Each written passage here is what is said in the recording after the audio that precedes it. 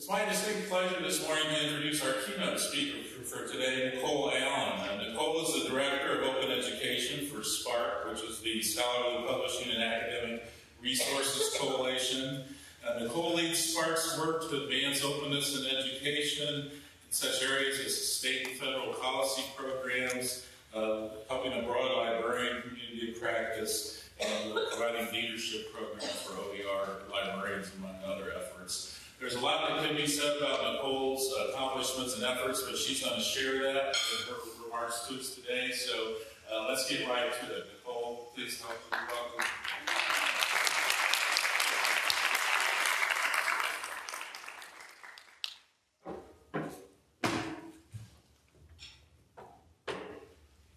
Good morning, everybody. It's a pleasure to be here. I guess I should start out by warning you that I am just recovering from a cold, and my voice is a little bit precarious, and I have 144 slides, so we'll see how this goes. But it's great to be here. I've asked the organizers to kindly keep me supplied with tea. I also have tissues and Purell, so I'm well equipped. So, we were talking at dinner last night. I do a lot of work on open educational resources nationally, and everywhere I go, I hear comments like, yeah, we're still getting started, or we're not as far along as other states. But I just want to let all of you know that you're doing great. And the fact that you all come together like this is really special. And there are not a lot of other states that have these kind of statewide events that bring together 2-year and 4-year institutions together in the same room, faculty, librarians, IT. It's just great that you're all here. So thank you for inviting me to be here, and I hope that I will be able to actually say all of the things that I'm hoping to say to you today. So I've titled this talk, Open Education, Past, Present, and Future, because I want to start by telling you a little bit about where the open education movement started, speaking from my own experience. I come from kind of a unique background in that I began as a student advocate for open education over a decade ago, and have spent my entire career working to advance this cause, and have really seen a lot of the work that's gone into it and participated in some of it. So I'll share a little bit about my origin story and how we got to where we are today through my experience and my eyes. Some of where we are now, and looking forward into the future and some of the battles that we have ahead in terms of advancing a vision for open education. That's me on Twitter. That's the word textbooks without vowels. And I will both tweet and post on SlideShare these slides. Since there are 144 of them and I now have 45 minutes, I will be moving quickly, but all of the links and references are in the slide deck. So don't worry if I am moving too quick for you. Okay, let's start. So in the beginning, I want to take you back to 2005, when I was an undergraduate student at the University of Puget Sound in Tacoma, Washington. In 2005, this was the Bush administration, and at the time, they were considering a large budget cut to federal student loan programs in order to finance the Bush tax cuts. So as a student, I saw the effect that student debt was having on my colleagues. You know, people refer to my generation, millennial generation, as Generation Debt, because we've taken on so much debt in order to get a college degree, which we're told is essential to having a good life, but costs so much. And what I ended up doing is getting involved with the student organization and organizing the students across the state of Washington to push back against this huge budget cut. We were working with a congressperson from the Seattle area who was a moderate Republican and a key swing vote. I know, the hair. What can I say?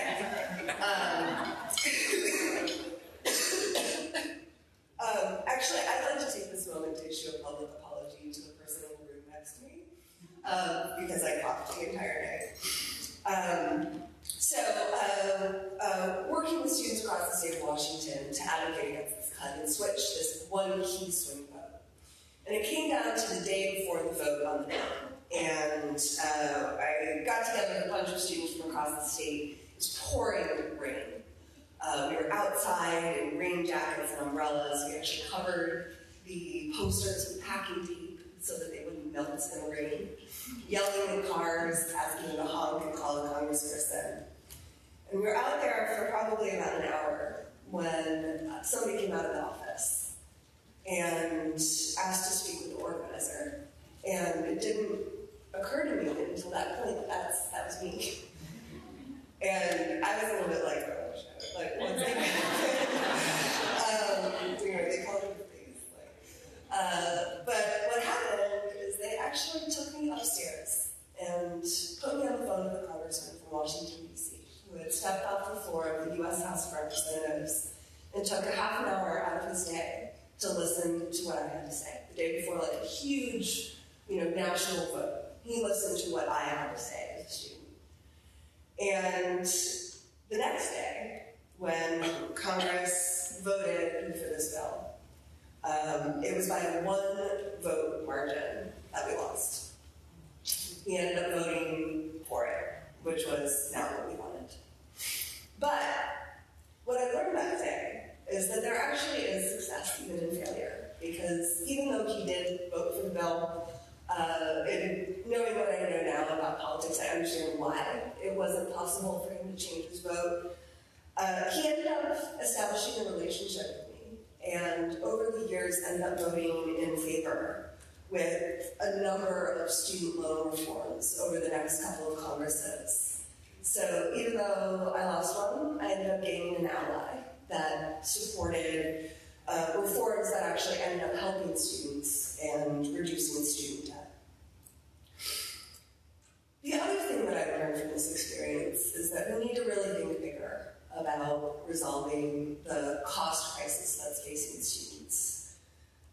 Right after I graduated, the financial crisis hit, and we saw the farthest dip, how reductions in state funding caused spikes in tuition and fees. And it just made it really clear how it is really just about finding a dollar to pay for a dollar. Whether it's coming from student loan money or student state funding or tuition, there's a cost, and we're just debating over how to pay for it. But to really change the system, we need to find the areas where we can reduce the overall cost, not just the price that students pay, where we can actually take costs out of the system, those areas of inefficiency.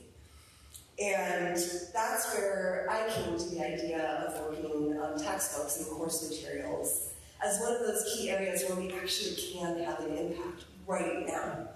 Reducing student loan, tuition, housing expenses, transportation, those are all huge societal issues and questions that require broad policy solutions. Whereas with textbooks, those decisions are made in the classroom by individual humans. And with open educational resources, we do have alternatives.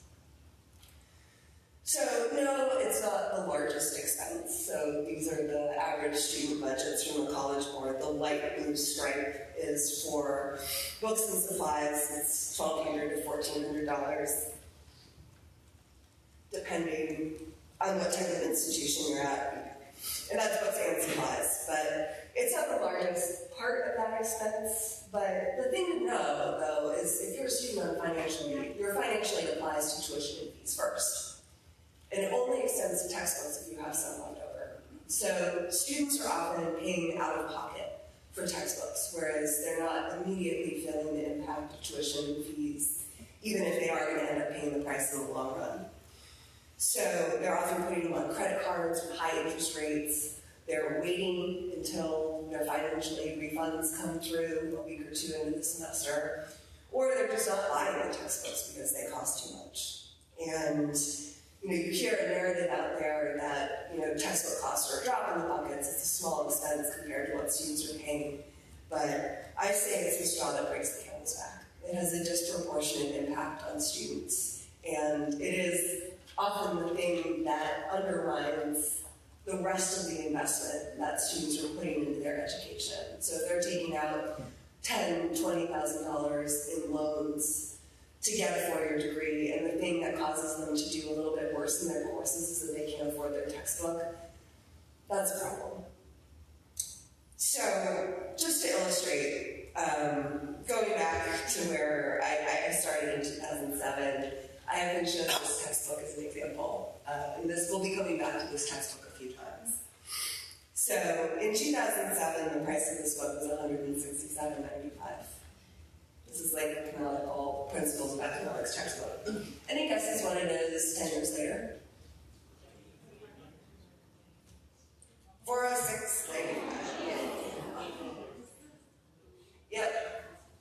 So there's a whole set of economic principles that explain why this is possible and how this happened, but you have to pay $400 to find out.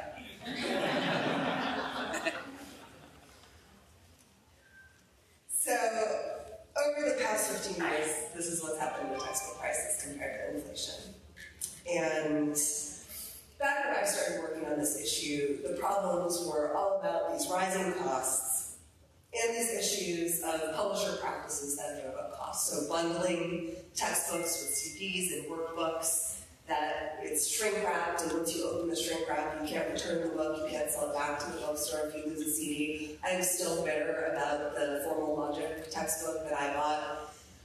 It's had for $100 as a freshman, and then I couldn't sell it back because it didn't have the CD that came with it. That was literally all that was on the CD was just this PDF with the solutions manual on it. But I couldn't sell the book back. So the other issues are around like new editions coming out every couple of years, even though the content wasn't actually changing. You know, these are the words of a student. Why would you buy a new edition when the old edition has the same content? Well, just enough has changed to force you to buy the new edition. And that's because publishers don't make money on used books. They only make money on new books.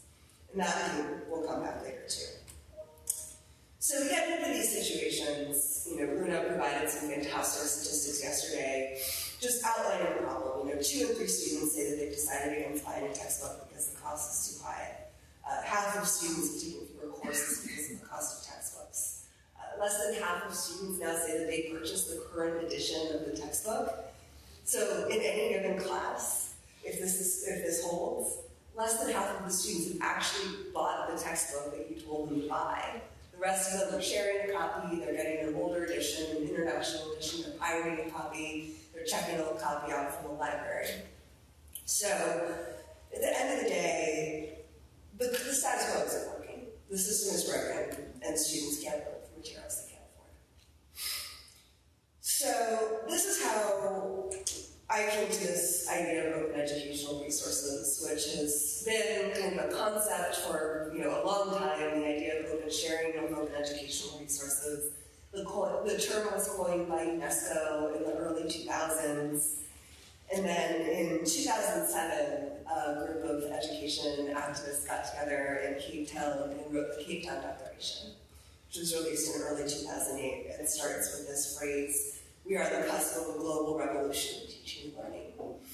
And what this declaration does is outline the vision of what education would look like if we didn't have the kind of barriers that we have in place right now that are left over from an analog print-based world, where people freely create and shape knowledge together, where everyone can participate no matter where you are.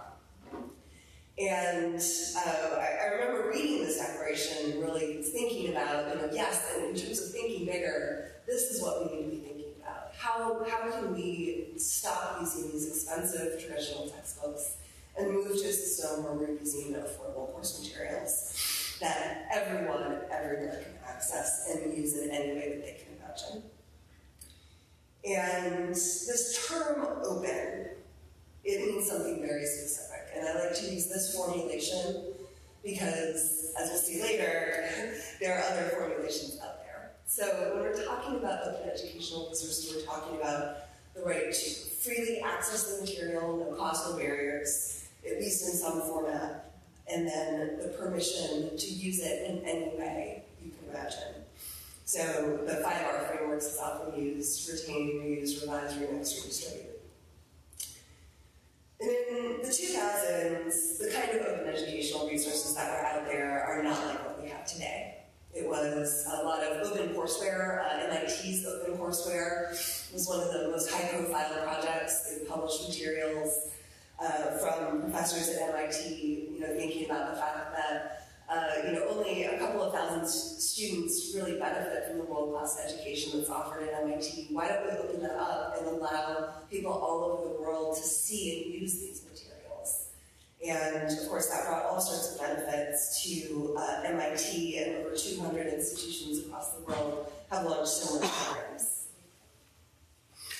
There are also large repositories of open educational resources. Manu yesterday mentioned OER Commons, which is still one of the go-to spots. Some blast from the past. This is a screenshot of what the Connections or OpenStack's website looked like. This is what Merlot looked like. And when I graduated college, I went to go work for a student organization called the Student Perks, and was tasked with a campaign to convince professors to make a switch from expensive traditional textbooks to these new open educational resources. And at the time, the kinds of resources we had were along these lines of open courseware and repositories of open bits and pieces of open materials. And it became clear that what professors really wanted were open textbooks. They wanted to use, the idea of having access to free and flexible materials resonated, but maybe weren't ready to spend the time to curate their own textbook from scratch.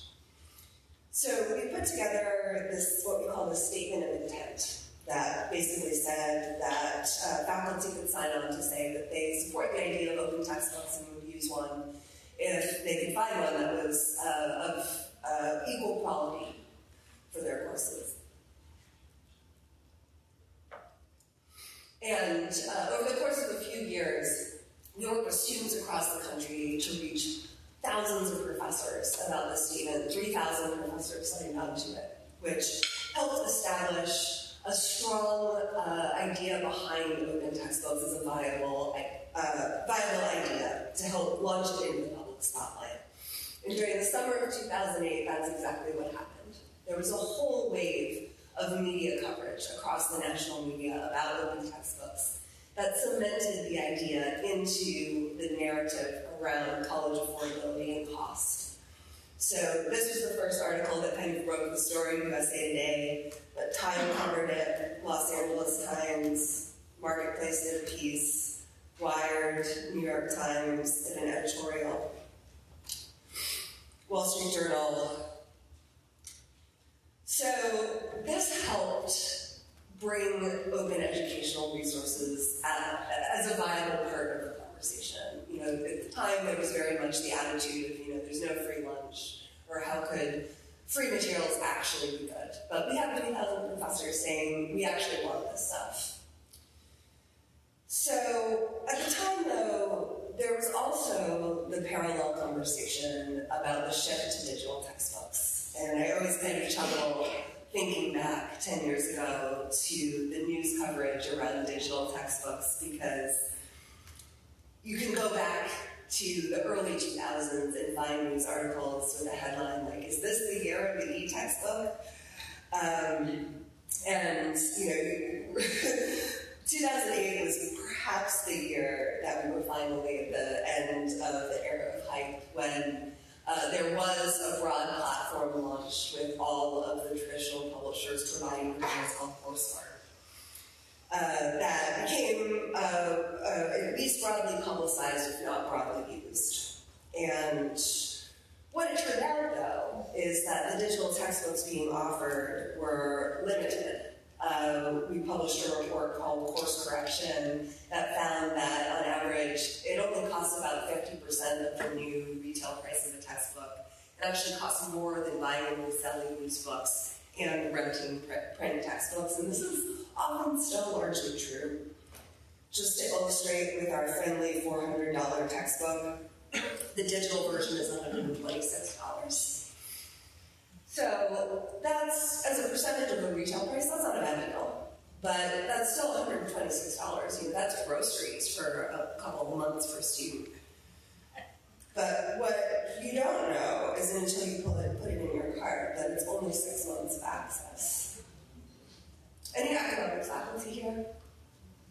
How many semesters is Principles of Economics? 2, often? Yeah. Micro, macro. Can you fit 2 semesters into 6 months? Nope. So, it's tricky, right? If a student buys this, they might have to buy it again. You can find all across Twitter these examples of students who are having problems with access to their textbooks.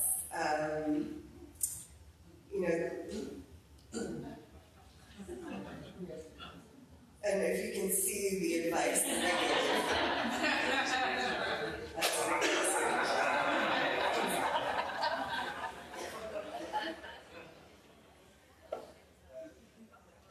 and faculty have opinions on this too. This is from a survey. Faculty shares. So I like to liken it to the Men in Black model of textbooks. Okay, so I gave a talk in front of a bunch of students a couple of months ago. They didn't get this.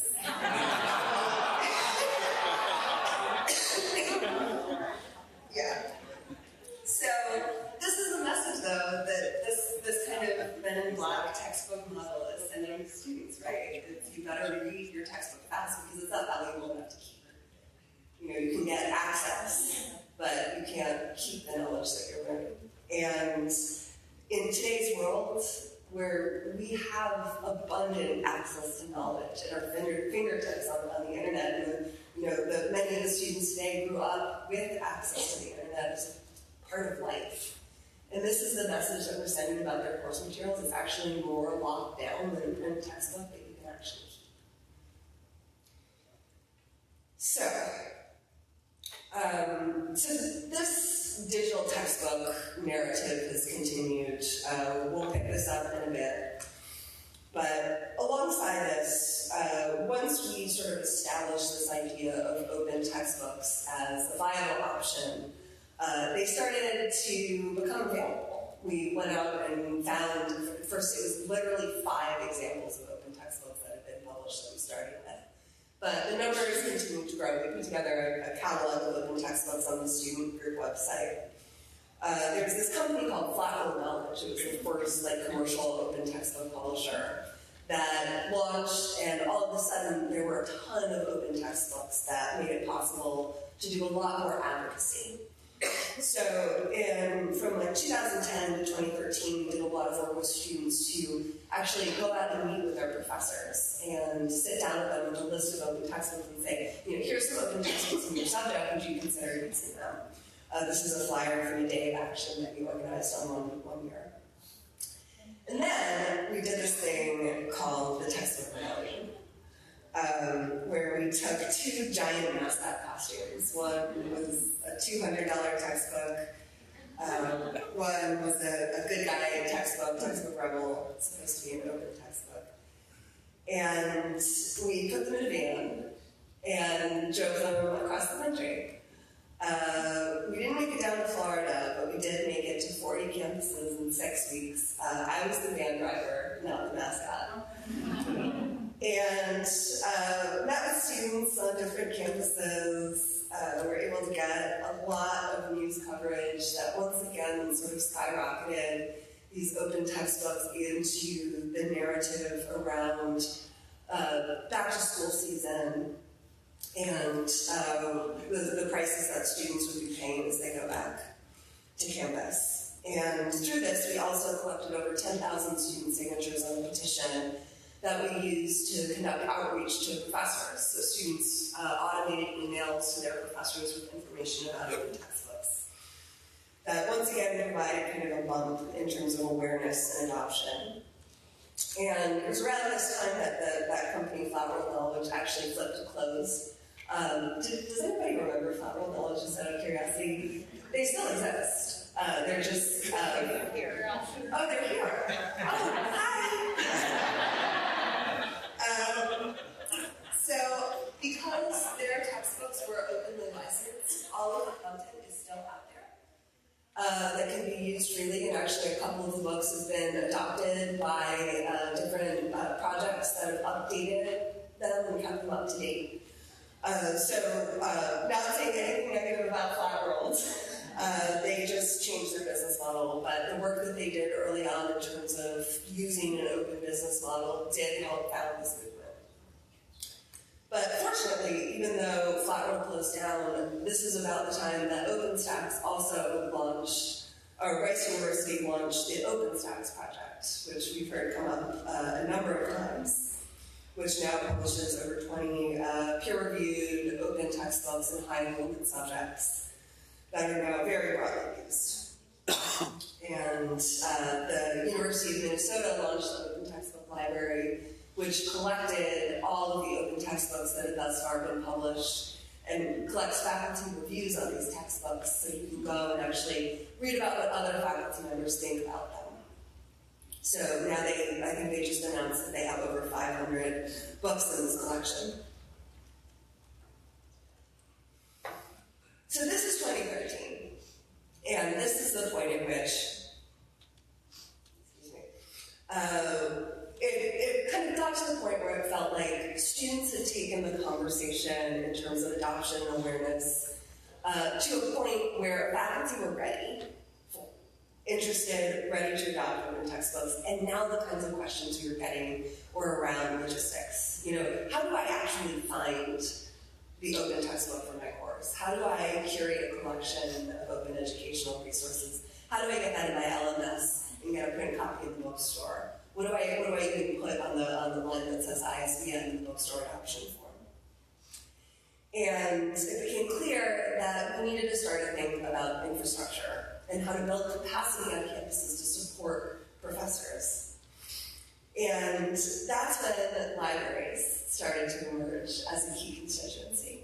And it's when I quit my job with the student organization to move over to the organization that I currently work at, SPARC. So, just so you know, SPARC is a membership organization of academic and research libraries that works to make open the default for research and education. We work across open access to scholarly research. We work on open education, and we work on open data, sort of the whole open scholarship life cycle. And at the time, SPARC didn't work on open education. In fact, libraries often viewed textbooks as the domain of the bookstore. You know, the library was where you went to get every other kind of book or information resource, but the bookstore is where you went to buy your textbooks. But increasingly, libraries saw that students were lining up at the reference desk on the first day of school, asking, can you get me access to my textbook? And libraries started establishing these lending libraries, putting course reserves, and realized that it was a problem that they could help solve, and something that they had a responsibility to solve. And working with SPARC, we organized the first ever library track at the big Open Education Conference in 2014, when we hosted it in Washington, D.C. And this brought in over 100 librarians to a track of events that helped elevate the idea of librarians as a key constituency in the open education movement. Could I get another cup of tea, please? Okay. So we launched a community of practice of open education librarians called the SPARC Libraries and OER Forum that's grown to over 1,200 librarians from hundreds of institutions. We host a monthly call and events at different conferences. And more recently, we've also launched a leadership program, recognizing the power of individuals as catalysts for change, and helping to empower librarians to facilitate change on their campuses. And especially thinking about those earlier in their careers as the tenured professors and senior librarians of tomorrow. And that intersects with another program that SPARC runs called OpenCom, that is about empowering the next generation to advance openness, thinking about how the early career researchers and students of today are going to define what the future looks like. And if they are empowered as advocates of open, we can ensure that in the future. So alongside all of this, there's also been some policy developments. Yeah, I haven't been able to talk about that, but thank you. So in 2014, after lots of advocacy work at the federal level by a bunch of different organizations, the Obama administration put out a statement as part of the U.S. federal Open Government National Action Plan that included this statement: there's a growing body of evidence the United States is committed to open education. And this sort of broke things open after long time advocacy work. And a number of key changes happened at the federal level over this time. So the Department of Education and the Department of Labor, too, adopted rules required open licensing of educational materials that are created through federal grants under their department. So, we as taxpayers are funding the development of these resources. We should have the right to, use and benefit from them. The Department of Ed launched the Go Open initiative, K-12 level, getting schools and districts to support transition to open educational resources as a way to, improve their curriculum and expand the use of technology. And then most recently, last year, for the first time ever, Congress funded an appropriation to give out grants for open textbooks. And once again renewed it for the second year. And although the implementation of this program ended up being a little bit more complex than we anticipated under this administration, it's still a really strong, important signal that the U.S. Congress, the representatives of our people, view this as a wise investment as part of our national college affordability strategy. And even though the funding isn't going everywhere we'd like it to be, it is going to projects that are going to do really good work that are benefiting students. There's also been legislation introduced in the past 3 Congresses and will be introduced possibly as soon as next week, called the Affordable College Textbook Act, which would permanently authorize a grant program like this. There's also lots of action at the state level. All of the red states on this map are states that have some kind of OER legislation or made some sort of commitment across higher ed and K-12. We're seeing things internationally. Poland created a bunch of open textbooks for primary school as part of their digital schools initiative. Brazil is the single largest textbook purchaser of the world. They write the single largest check for textbooks in the world. They adopted open licensing as part of their RFP for 2019. They require publishers to participate in the process to release all of their digital resources that come with the textbooks under an open license. And then at the multinational level, UNESCO has organized 2 World OER Congresses. The last one was in 2017 in Slovenia that pulled together delegates from over 100 countries. So it's really, the movement has taken off, and it's brought us to this point where we are today, where open educational resources are here to stay. It's not just an idea, it is a reality. And it's gaining momentum. We just celebrated the 10-year anniversary of the Cape Town Declaration. At the Open Ed Conference this fall, we were able to document over $1 billion in student savings through the use of OER since the beginning. Our friendly $400 textbook now looks like this. So now we have the OpenStax Principles of Economics textbook where you actually can go read about price and elasticity for free. And some just really remarkable numbers about adoption. Like when these start to come out, I have to pinch myself because I remember when we were literally at 0.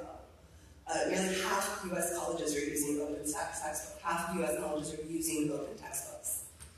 13% of faculty are using OER in at least some way as a required material in one of their courses.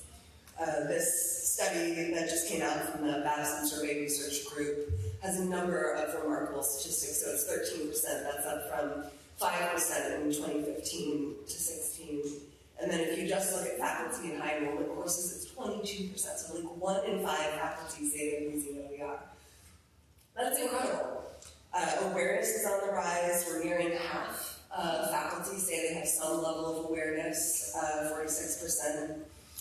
And it's not just about awareness. There's also lots of really compelling evidence that OER is having an impact.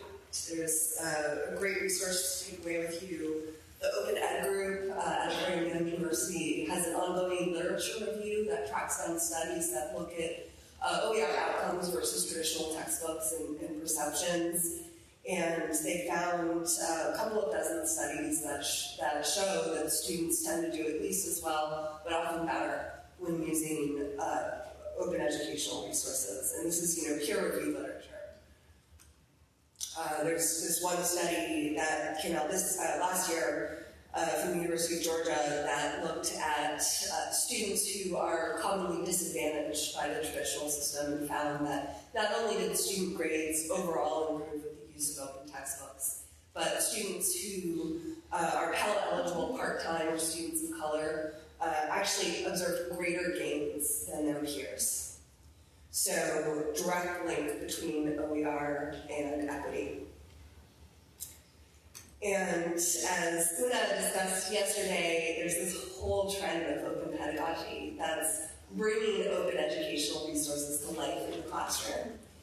And one example I'd love to talk about is Robin DeRosa from Keene State in New Hampshire, who created an open anthology of early American literature. And all that's in the public domain, that's not covered by copyright. And rather than having her students purchase a reader that's expensive, she put the public domain literature online and used a tool called Hypothesis to have the students actually do annotations. And that way it's a living textbook, and the students are participating in the process. And thinking about students starting out as advocates for open educational resources, now they're participants and leading the charge. Another great example of that is the LibreText project, which is the recipient of one of the large federal grants. They have open textbooks that are built by students through a wiki model, and they have participation from students all over the globe. So that brings us to the present, and now I want to talk a little bit about the future. So, those of you on campus know that there is more than just open educational resources. There's this whole narrative around digital textbooks that's ongoing. And this article in the Washington Post from last year describes it as a battle, and I think that's right, because it is. And this is what I said in that article, cost has gotten as bad as they can get. So any step you take seems to lead in a better direction. The question is, how quickly will that path end up right back where it started? So these are the questions we need to ask ourselves. It's really interesting to see the traditional publishing industry that once sort of poo-pooed this idea of open educational resources now seeking to co-opt it. You may have seen Cengage. I'm going to pick on Cengage for a minute, or the rest of the talk.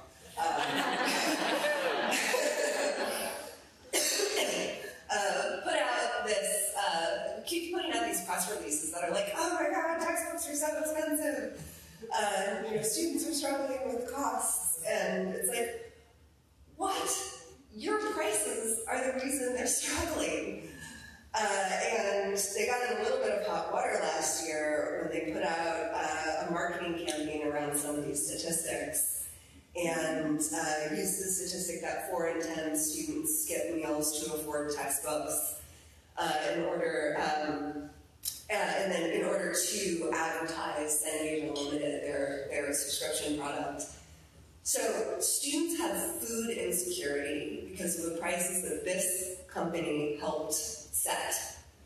And they're using that in a marketing pitch. Think about that for a minute. But it is remarkable to see how things have changed. So 10 years ago, I was going head-to-head with the Association of American Publishers over a lot of these issues. Me, the 25-year-old, against the high-powered gray-haired lobbyists. But they put out this press release last year, like highlighting the fact that some of their publishers are doing OER. Things have seriously changed, and I think that's exciting in a way. One example of how they talked about OER in the past, there's this live blog that I did with the executive director of higher ed for Association of American Publishers, where like no less than 10 times he quotes this article, pulling out quotes about how OER are low quality or faculty don't want to use them. And this was like the party line for publishers, and now they're talking about the fact that they're doing OER now. And I showed this graph earlier, but didn't point this out. Like this most recent end of the graph, this is disruption. Like things are changing. We're getting through, and OER is not an insignificant part of this. And we're starting to see publishers get in on it. So Cengage Learning was the first one to launch an open product. So I use open in air quotes because I do not agree that this should be called open. It's openly licensed content, but courses start at just $30. In the wise words of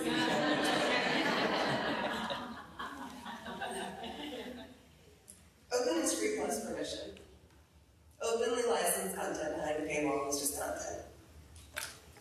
So some of the other publishers are doing stuff like this. So Macmillan launched the Untitled Open courses for a hot minute. This is what their website looks like now. Untitled Open courses. Are you a student? Purchase here. Headlines like this. Top Hat makes access to OER free. So I think this is an important responsibility for us to make sure that we're holding the line on the idea of open. As this idea gains momentum, open is not just a set of boxes you tick. It's like the practices and values that embody the idea of openness about making education better. And there are examples of how this is working. So I think I'm not saying that there shouldn't be commercial involvement in educational materials. The OpenStax partnership program, I think, works really well because it's a competitive marketplace that are like add-ons to the OpenStax open textbooks. Lumen Learning is another example of a company that really puts their values where their mouth is, and I think these values really do matter.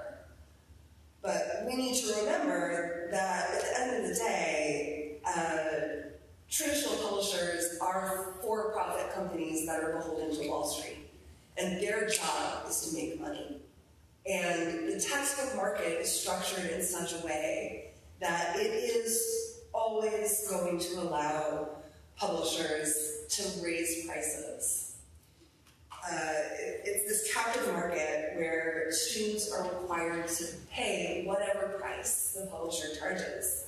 Professors, of course, should be the ones who are deciding what materials are used in their courses, but once they make that decision, the student has to pay whatever price the publisher charges, no matter how much it costs.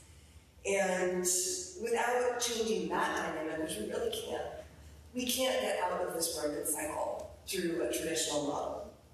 There's also the exacerbating fact that the publishing industry is dominated by 5 major publishers that control the vast majority of the market and are all interested in the same kind of practices. And most recently, that's been inclusive access, and this idea of auto-charging students for access to textbooks as part of the courses that they're taking. So not only is your textbook expensive, but we're going to actually just charge you for it directly. And we started to see it increase, so online homework systems are part of this trend. Inclusive access subscriptions are at 7% right now, according to the Babson survey. So that's pretty alarming, considering it started at 0 not too long ago. We're starting to see large deals, like Ohio Link signed a huge deal, the University of Missouri System signed a huge deal. Cengage Learning offers the first